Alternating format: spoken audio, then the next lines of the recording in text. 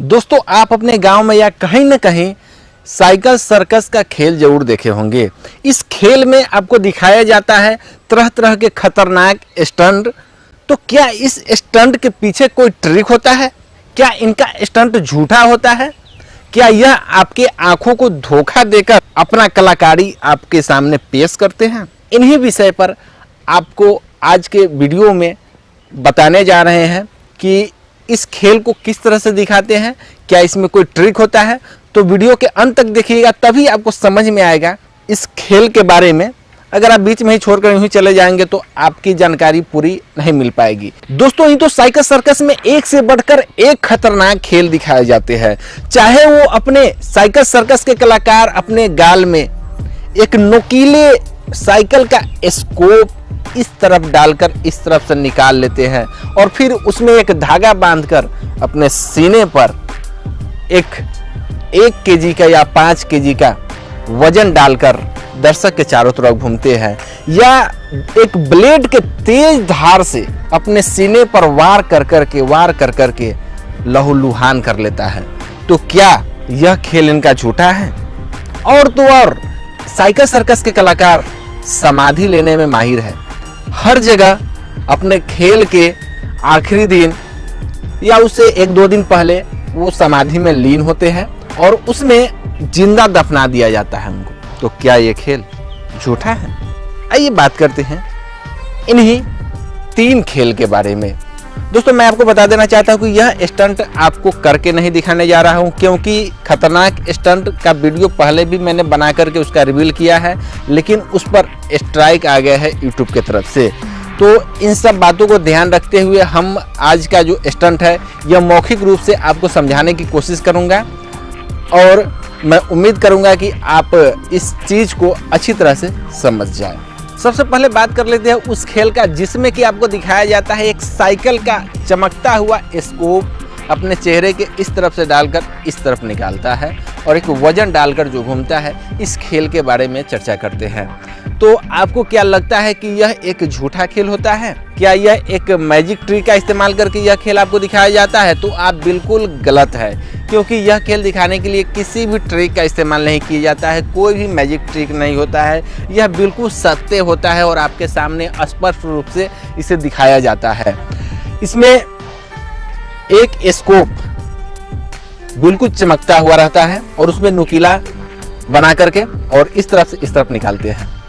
तो इसे करते कैसे हैं, यह सवाल आपके सामने खड़े होते हैं। तो देखिए, कोई भी साइकिल सर्कस में एक नया स्कोप लिया जाता है जिसपे बिल्कुल जंग नहीं लगा हो और सुई से 4 गुना वह मोटा रहता है। आप ये जहां पर हड्डियां है उस जगह पर उस स्कोप को डालकर नहीं निकाल सकते हैं, क्योंकि यहाँ पर निकालने के बाद यहाँ का जख्म जल्द खत्म नहीं होगा।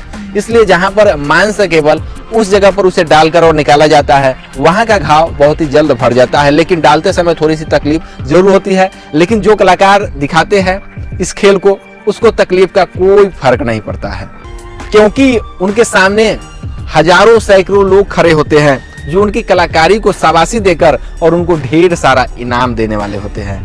तो इन्हीं लोगों को देखकर वो अपना हिम्मत बना करके एक साइकिल का स्कोप इधर से इधर निकाल लेते हैं और अपना इनाम लेकर वो खुश हो जाते हैं और लोगों की तालियां से ही उनका सम्मान मिल जाता है और वो अपनी कलाकारी से बेहद ही संतुष्ट हो जाते हैं। दोस्तों, साइकिल का जो स्कोप रहता है वो बिल्कुल चमकीला रहता है, उसमें जंग नहीं लगा हुआ रहता है। अगर जंग लगा हुआ स्कोप का इस्तेमाल करेंगे तो उसे इन्फेक्शन भी हो सकता है, इसलिए बिल्कुल नए स्कोप का इस्तेमाल करते हैं। दूसरे खेल की तरफ बढ़ते हैं। दूसरा खेल है ब्लेड की तेज धार से अपने सीने पर वार कर करके लहूलुहान कर लेते हैं।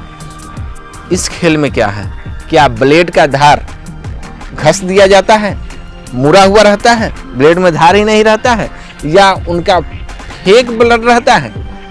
तो बिल्कुल दोस्तों, ऐसा बात नहीं है। बिल्कुल रियल ब्लेड रहता है। आप ये सोच रहे होंगे कि स्कोप भी डालता है वो भी रियल है। बिल्कुल रियल है भाई साहब, हिम्मत करके लोग दिखाते हैं, यही इनकी कलाकारी है। दूसरा जो ब्लेड है, ब्लेड अगर सीना पर चलाते हैं तो ब्लड निकलता है।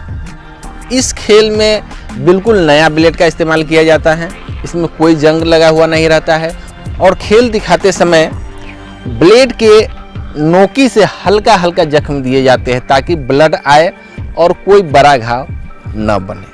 सिर्फ ब्लड निकालने के लिए हल्का हल्का नोकी यहाँ पर सटाया जाता है और उसे यहाँ पर फिसलाया जाता है। और इसी तरह से जो साइकिल का स्कोप डालते हैं उस खेल में भी जहाँ पर मांस ज़्यादा है, जैसे कि आपने देखा होगा यहाँ पर गर्दन के इस तरफ से डालकर इस तरफ निकालते हैं तो यहाँ पर मांस है। जिस तरह से यहाँ नाक में लोग डाल करके नथुनी पहनते हैं, कान में यहाँ डाल कर नथुनी पहनते हैं, तो आपने देखा होगा कि कान में यहाँ डाल देते हैं और कुछ पहन लेते हैं। तो सिंपल सा फंडा है। उसी तरह से थोड़ा सा हिम्मत करके जब महिलाएं लोग ये करवा सकती है तो वो तो जो खेल दिखा रहे होते हैं ज़्यादातर पुरुष होते हैं, तो वो थोड़ा सा हिम्मत जुटा करके इस चीज़ को करने में सक्षम होते हैं। दोस्तों अब चलते हैं उस खेल की तरफ जिसका इंतजार था आपको, कि कलाकार समाधि कैसे लेते हैं, जिंदा कैसे दफना देते हैं और फिर 24 घंटे के बाद उसे निकालते हैं तो ठीक रहता है। इस खेल में तो जो बुद्धिजीवी लोग होते हैं, जो पढ़े लिखे लोग होते हैं, वो बस एक ही चीज़ समझते हैं कि भैया इसको अंदर डाल रहे हो, ऑक्सीजन पहले से रखा हुआ है। तो भाई साहब पहले से उसमें जा कर के चेक भी करवाते हैं कि आइए देखिए यहाँ पर कोई ऑक्सीजन की बाटली नहीं रखी हुई है। और लोग जाते हैं चेक करते हैं, कोई भी चीज़ नहीं रहता है। लेकिन जो उसमें अंदर जाते हैं वो एक टॉर्च, एक मोबाइल, ये दोनों चीज़ लेकर के अंदर जाते हैं। और उसके अंदर रहने का कुछ नियम है, जैसे कि एक समाधि के अंदर आप अगरबत्ती नहीं जला सकते हैं, क्योंकि अगर अगरबत्ती जलाएंगे तो उसके अंदर पॉल्यूशन भर जाएगा और सांस लेने में कठिनाई होगी और वो बेचैनी महसूस करने लगेगा। दूसरी चीज़ है, समाधि के अंदर सिगरेट नहीं पी सकते हैं। कोई भी कलाकार अगर जाता है तो उनका जो सीनियर होता है वो अच्छी तरह पॉकेट चेक कर लेता है कि कहीं ये सिगरेट तो डाल कर नहीं जा रहा है, तो पहले से उसे सतर्क कर देता है कि बाबू सिगरेट मत लेके जाना। क्योंकि अगर सिगरेट लेकर जाएगा, अगर सिगरेट अगर अंदर जा कर के वो पिया तो फिर से वहाँ पर सिगरेट का ही पॉल्यूशन बनेगा, सिगरेट से ही पॉल्यूशन बनेगा और अंदर का जो वातावरण है वो उन्हें सांस लेने में काफ़ी दिक्कत करने लगेगा। तो इसलिए इन सब चीज़ों पर ध्यान रखा जाता है। और एक मोबाइल भी रहता है, मोबाइल से अपनी सभी चीज़ों का वो इन्फॉर्मेशन देते रहता है। आप कहते हुए कि अंदर में नेटवर्क पकड़ता होगा, तो पकड़ लेता है भाई साहब, एयरटेल वगैरह का नेटवर्क पकड़ता है, क्योंकि आप अंडरग्राउंड में रहते हैं, उस बिल्डिंग में ही पकड़ता है, वहाँ भी पकड़ लेता है। तो अगर थोड़ा सा ही बेचैनी महसूस होता है तो वो अपने सीनियर को कॉल करके बताता है कि थोड़ी सी बेचैनी महसूस हो रही है, तो फिर बाद में उसे हेल्प करता है। अब बात यह है कि अगर समाधि में कोई लीन है और गर्मी के दिन है, गर्मी के दिन में तो यह खेल दिखाया नहीं जाता है, क्योंकि गर्मी के दिन में यह दिखाना काफ़ी मुश्किल है।